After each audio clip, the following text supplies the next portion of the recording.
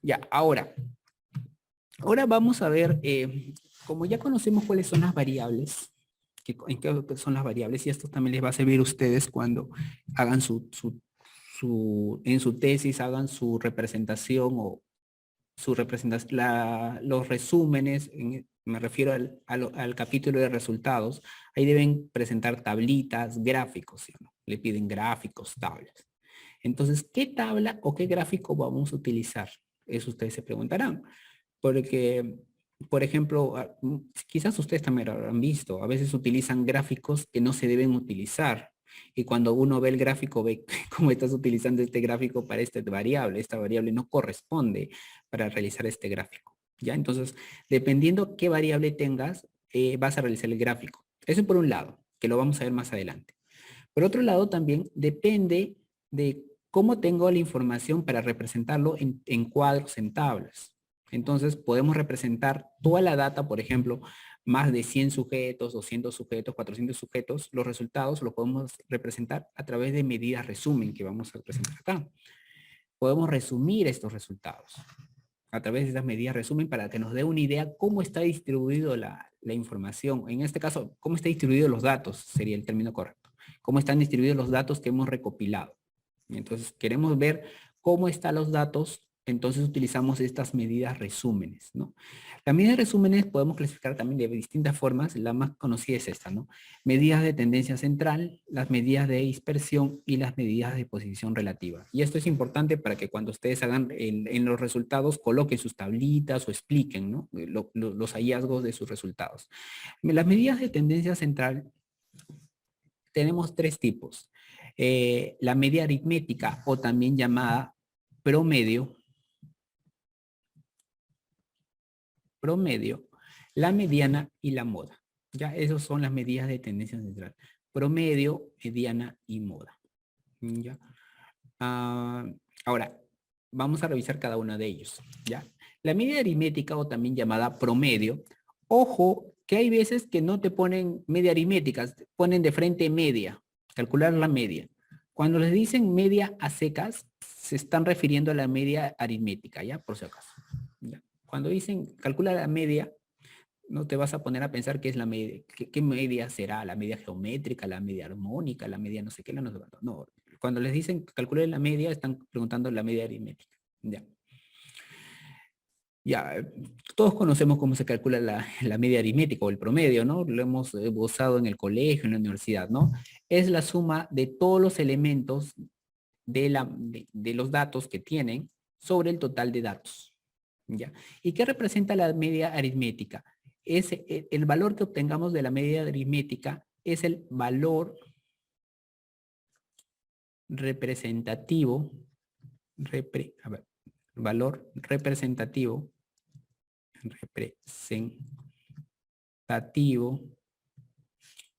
de los datos, ¿no? De los datos o de la muestra. Vamos a poner de la muestra. Uy, se borró. Valor representativo de la muestra. ¿Ya? Eso sería la media aritmética. Para su cálculo, el cálculo intervienen todos los valores. Todos los valores de la muestra, ¿sí? Para calcular si las notas eran 10 notas de ustedes y tienen que sacar el promedio, sumaban las 10 notas, ¿no? Y lo dividían entre 10. Entonces, para el cálculo intervienen todos los valores. Y algo importante que lo hemos padecido y lo hemos sufrido cuando hemos sido estudiantes. El promedio tiene una debilidad, que lo hemos vivido, ¿no? Imagínense, ustedes sacaron 18, 19, 17 y el último examen no estudiaron, se quedaron dormidos, sacaron 0,1. Entonces, su promedio iba a ser probablemente 18, 19, pero sacaron un 0,1 en el examen. Entonces, ese 0,1 baja todo su promedio, ¿no? Seguramente bajará a 12, a 13, no sé, ahorita no lo he calculado, pero va a bajar su promedio. Entonces, una característica del promedio es que es afectada por valores extremos. Es afectado por valores extremos. ¿Ya? Eso es importante.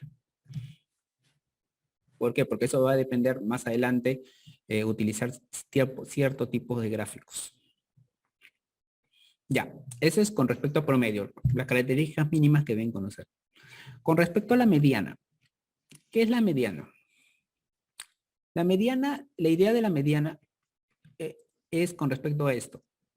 Imagínense, a ver, aquí falta una bolita, o sea, no sé qué pasa con la falta de una bolita acá, debería haber una bolita acá. Aquí está, vamos a dejar la bolita ya. Imagínense que ustedes ordenan, no, no falta la bolita, lo que pasa es que se han separado los números, pero imagínense. Imagínense que ustedes ordenan los números de menor a mayor, mínimo, máximo, ¿no? Los números que ustedes han recopilado. Por ejemplo, las edades de los alumnos, las edades de los pacientes o los pesos de los pacientes, el peso, cuánto pesa cada paciente. Los han ordenado del peso más bajo, por ejemplo, estaban estudiando pacientes de adultos, el peso más pequeño fue 35 kilogramos, imagínense, y el máximo fue 180, imagínense, 180 no muy exagerado. Por ejemplo, 120 kilogramos, imagínate, una persona que pesaba bastante. Entonces, si lo ordenamos de menor a mayor, todos los numeritos, el número que esté en el centro, eso se llama mediana. ¿Ya? Eso es mediana. Sencillo. ¿Ya? El número que esté en el centro, eso se llama la mediana. ¿Y qué representa la mediana? Lo que indica la mediana, por ejemplo, la mediana de este número de datos de pesos, imagínense que la mediana era 76. Entonces, ¿qué nos representa la mediana? La mediana sería 76 en este ejemplo hipotético. Nos indica que los sujetos de la muestra, el 50% de ellos tienen un peso menor a 76 kilogramos, mientras que el otro 50% tiene un peso mayor a 76 kilogramos. Eso es lo que nos indica la mediana. ¿Ya? Ahora, características que deben recordar de la mediana, que deben recordar. Aquí si no intervienen todos los valores, no intervienen todos los valores en el cálculo. ¿Ya? Ese es uno. No intervienen todos los valores. ¿Por qué? Porque solamente voy a utilizar el que está en el medio, ¿no? Lo único que tengo que tener en cuenta es que tengo que ordenar los datos de menor a mayor. Otro, no es afectado por valores extremos. Eso también es importante. No es afectado por valores extremos. ¿Ya? En cambio, el promedio sí. Es muy afectado por valores. ¿A qué me refiero que no es afectado por valores extremos? Me refiero a esto. Imagínense que aquí pongo las notas de ustedes, ¿ya? Que sacaron en su examen, ya. Sacaron un 12, ya ordenadito. 14, 14, 11. No, 14, 14, lo estoy ordenando, ¿ya? Y 15, ¿ya? Entonces, la mediana es 14. Ahora imagínense que el profesor dijo, uy, me equivoqué, no te sacaste 15, en realidad te sacaste 20. Ya, sacaste 20. ¿Se alteró la mediana? No, sí, siento igual. A pesar de que sacó un 20, una nota extrema, pero igual la mediana sigue siendo 14, porque no es afectado por valores extremos. O de repente el profesor, en el último examen te sacaste 20, pero en el primer examen me confundí y te sacaste un 00. Ya, imagínense. Igual, la mediana sigue igual, sigue siendo 14. Por eso no es afectada por valores extremos. Es una característica también de la mediana. ¿Ya? Y con respecto a la moda, sencillo, la moda es aquel valor valor que se repite en mayor frecuencia. ¿Ya? Esa es la moda, ese valor que se repite en mayor frecuencia. ¿Ya? Sencillo, es la moda. Por eso está de moda, ¿no? Es el que más se repite, es lo que todo el mundo tiene. Eso es la moda. ¿Ya? Ahora, con más detalle vamos a ver esto cuando resolvamos algunas preguntas más adelante. ¿Ya? Esa es la medida de tendencia central, no se olviden. Media aritmética, mediana y moda. Lo que nos indica la medida de tendencia central es dónde están concentrados los datos en el centro, ¿no? O sea, los datos tienden a concentrarse en un centro. ¿Dónde está ese centro? Eso es lo que nos indican las medidas de tendencia central. En cambio, las medidas de dispersión nos indican de qué tan lejos del centro están los datos. ¿Ya? O sea, ya, nos indican ya, el centro es esto, pero los datos están muy dispersos, muy alejados del centro. O de repente están muy pegados del centro. Eso nos indican las medidas de dispersión. Tenemos dos tipos de medidas de dispersión. Tengo la varianza y la desviación estándar. Es la mínima que deben recordar. ¿Ya? La varianza, si se han dado cuenta, fíjense esta fórmula. Aquí. Este X con sombrerito, esto es la media aritmética. Su forma de representar es esta, ¿no? X sombrerito, ¿ya? Sombrerito, bueno, X raya sería, ¿ya? Lo que hace la varianza es esto. Tenemos, imagínense que este es el promedio. Este es el promedio. Ya, vamos a poner de otro color, ¿ya? Vamos a usar otro color. Acá vamos a poner este color. Ahí está, este. Ya. Este es el promedio, imagínense. Este es el promedio. Esta es la línea del promedio. Y aquí está el dato 1. Esta es la distancia. Este es el dato 2. Esta es la distancia. Este es el dato 3. Esta es la distancia. Este es el dato 4. Esta es la distancia. El dato 5. Aquí está. Entonces nos indica, si se han dado cuenta, la varianza tiene que ver qué tan alejados del centro están los datos. Por eso les digo, las medidas de dispersión nos sirven para ver qué tan cerca están los datos o qué tan lejos están del centro. Por eso aquí, si se han dado cuenta, es X1 significa el dato. X1, X2, X3, X4, X5. Nos indica eso, qué tan lejos los datos están con respecto al centro. Eso es la varianza. Lo malo de la varianza es que nos dan datos elevados al cuadrado. Si de repente ustedes estaban estudiando el peso de sujetos, por ejemplo, aquí era 120 kilogramos, ¿no? Si calculan la varianza, les va a salir, les doy un número cualquiera, les doy 5 kilogramos al cuadrado. O hay que ponerle así mejor. Hay que ponerle 16 kilogramos al cuadrado. Esa sería la varianza de esos datos. Doy un número. Interpretar 16 kilogramos al cuadrado es difícil. Imagínense, ¿no? ¿Cómo lo interpreto? La varianza es 16 kilogramos al cuadrado. Entonces, ¿y por qué es al cuadrado? Porque aquí se elevado al cuadrado, ¿no? Aquí ven el cuadrado. ¿Recuerdan sus ecuaciones dimensionales que hacían en el colegio, cuando postulaban? De repente habrán estudiado. Eso al cuadrado, ¿no? Entonces, debido a que es difícil operar con kilogramos al cuadrado, se diseñó la varianza. La desviación estándar. La desviación estándar es la raíz cuadrada de la varianza. Entonces, en este caso, la desviación estándar, en este caso, la raíz cuadrada sería 4 kilogramos. ¿Sí? Y ahora sí es fácil entender qué es una desviación estándar. 4 kilogramos, ya, es la distancia, 4 kilogramos, ya. Entonces ya es más fácil operar con este número. Por eso se crea la desviación estándar. ¿Ya? Entonces, la medida de dispersión tenemos la varianza, desviación estándar. También tenemos el rango también, el coeficiente de variación. ¿Ya? Pero lo mínimo que deben recordar es estos dos. Aquí vamos a poner aquí le hemos puesto A1, A2, ¿no? Entonces sería el A3 y el A4. Serían eso. Ya, luego, esas son las medidas de dispersión. No olvidar. Lo que más ha venido son los de acá, ¿no? Medida de tendencia central. Dispersión ha venido, pero solamente para identificar cuáles son.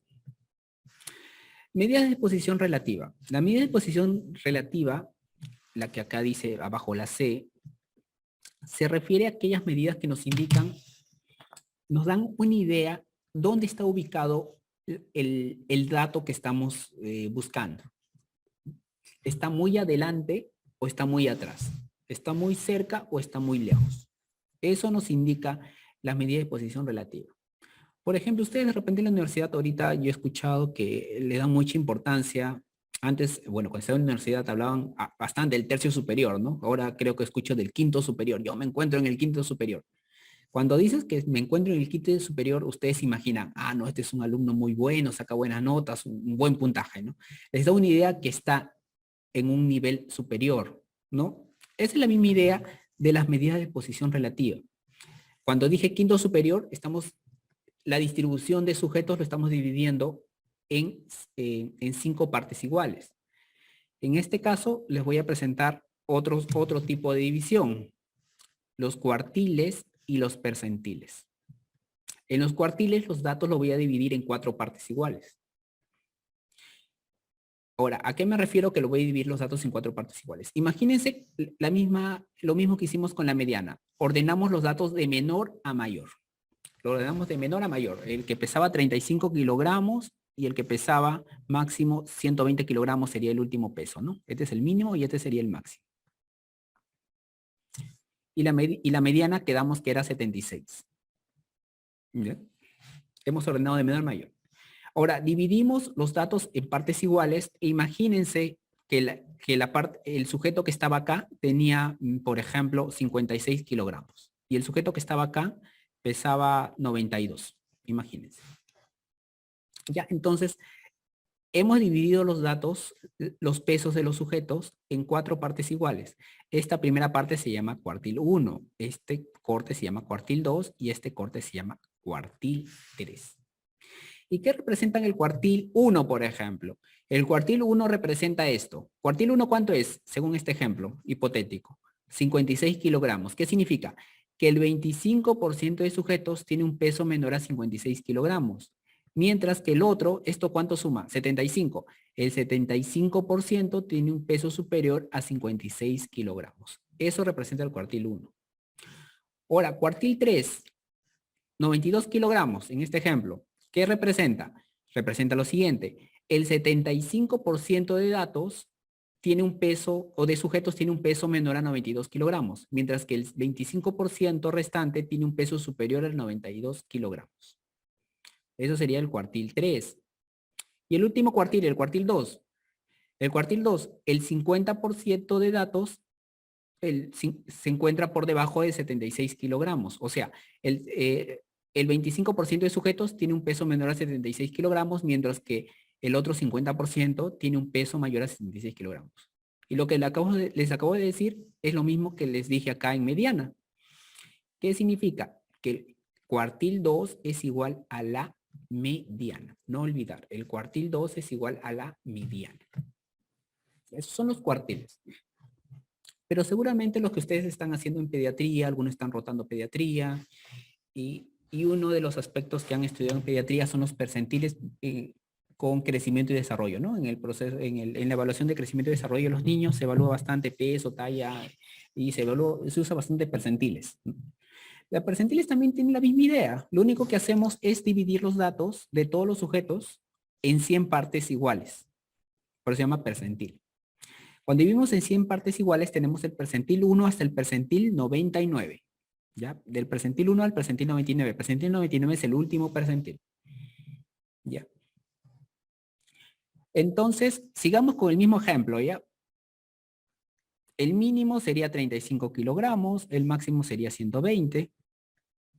Imaginémonos que aquí tenemos un sujeto en el percentil 97 que pesa, por ejemplo, 115 kilogramos. Ya, entonces, en esta muestra o en esta población, si el percentil 97 es 115 kilogramos, diremos lo siguiente. El 97% de sujetos tiene un peso menor a 115 kilogramos, mientras que el 3% tiene un peso mayor a 115 kilogramos. ¿Ya? Entonces, el percentil nos da una idea qué tan arriba o qué tan abajo está el valor que estamos midiendo, ¿no? Por ejemplo, con la talla, ¿no? Con los niños, cuando son muy pequeñitos, seguramente su percentil va a ser percentil 1, 2, talla baja. O si de repente su percentil es percentil 99 o 98, talla alta, ¿no? O de repente con el peso bajo, percentil menor a 2, a 3, dependiendo tus curvas de percentiles, o un percentil muy alto, un peso alto tendría, ¿no? Entonces, para eso sirven los percentiles, nos dan una idea de dónde está ubicado el sujeto. Aquí algo adicional, el cuartil 3 es igual al percentil 75 y el cuartil 1 es igual al percentil 25. ¿Ya? Eso no olvidarlo. Ah, y esto es igual al percentil 50. Ya, eso no olvidar también. Por ahí ha venido una pregunta hace tiempo. Ha venido una pregunta al respecto. Ya, eso es cómo van a representar sus medidas. Las medidas resumen. Va a depender cuál es el objeto de la investigación que estén realizando para su tesis. ¿Ya? Y para el examen, bueno, eso también les sirve para el examen, ¿no? Pero lo que importa también para que no sufran con su tesis. Yo también sufrí a veces con el proyecto de investigación.